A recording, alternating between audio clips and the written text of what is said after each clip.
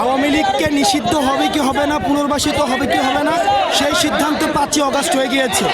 অর্থাৎ একটি দলের প্রধান হাসিনা যখন পতন হয় এবং যখন পালিয়ে যায় এবং যেই দলের হাতে 2000 শহীদের রক্তের দাগ এখনো আছে, সেই দল আবার ক্ষমতায় আবার দেশে পুনর্বাসিত হবে কি হবে না, সেই সিদ্ধান্ত 5ই অগাস্ট হয়ে গিয়েছে। আমাদের এই শহীদের রক্তের বিচার না হওয়া পর্যন্ত, এই গুম খুন হত্যার বিচার না হওয়া পর্যন্ত আওয়ামী লীগের পুনর্বাসনের প্রশ্ন প্রাসঙ্গিক না। এখন যে প্রশ্নটি প্রাসঙ্গিক যে আওয়ামী লীগের আগে সুবিচার নিশ্চিত হতে হবে, এরপরে অন্য আলাপ।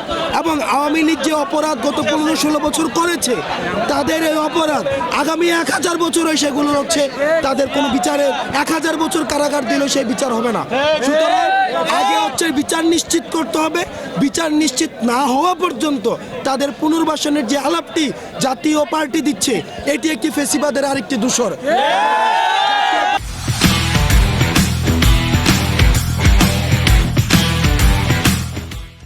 উপরে ভর করেই কিন্তু ফেসিবাদ ডালপালা গজিয়ে মহিরূপে বেড়ে উঠেছে।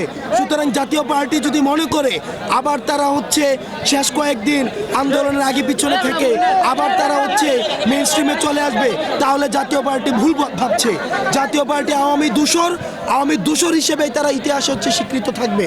সুতরাং জাতীয় পার্টি কি বললো সেটি ছাত্র নাগরিক কোনো ধরনের তোয়াক্কা করে না। সাম্প্রতিক সময়ে ভারত যে গণমাধ্যমগুলো যেভাবে প্রপাগান্ডা ছড়াচ্ছে, এ বিষয়ে গণমাধ্যমের, বাংলাদেশি গণমাধ্যমের ভূমিকা রয়েছে। আপনারা আমাদের বাংলাদেশি যে গণমাধ্যম রয়েছে, এই গণমাধ্যমের উচিত যে বাংলাদেশে যে আসলেই আমাদের যে সাম্প্রদায়িক সম্প্রীতি রয়েছে, কোনো ধরনের ক্ষুদ্র নৃগোষ্ঠী অথবা হিন্দু মুসলিম বৌদ্ধের আমাদের যে একটি সুন্দর সাম্প্রদায়িক সম্প্রীতিটি রয়েছে, এগুলো তুলে ধরা। তারই সাথে সাথে ভারত যে মিডিয়া প্রপাগান্ডা চালাচ্ছে, সেগুলোর বিরুদ্ধে কাউন্টার প্রপাগান্ডা সেল গঠন করে সেগুলোর বিরুদ্ধে আমাদের দেশের মিডিয়ারও সরব উপস্থিতি প্রয়োজন। যারা বিভিন্ন জায়গা থেকে ফলশ্রুতিতে আমাদের এই বিজয় আমরা অর্জন করেছি। আসলে যথাসময়ে আমাদের প্রোগ্রামটা শুরু করতে পারিনি। আমাদের স্টেজে উপস্থিত আছেন এবং আমাদের লাকসাম উপজেলার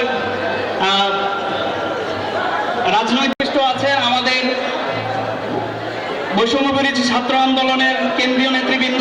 আমি সবাইকে আন্তরিক শুভেচ্ছা এবং অভিনন্দন জানাচ্ছি।